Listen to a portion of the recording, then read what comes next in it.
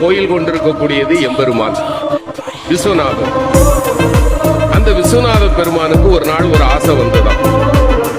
ஒரு பிச்சைக்காரனா காசி வீதியில போனா நம்ம எப்படி வரவேற்பார்கள்? அதனால அவர் பிஷாண்டி தானே, அவருக்கு ஒன்றும் புதுசு இல்லையே. அவர் ஒரு பிச்சைக்காரனாக வீதியில் வருகிறார். வந்து வீடு வீடாக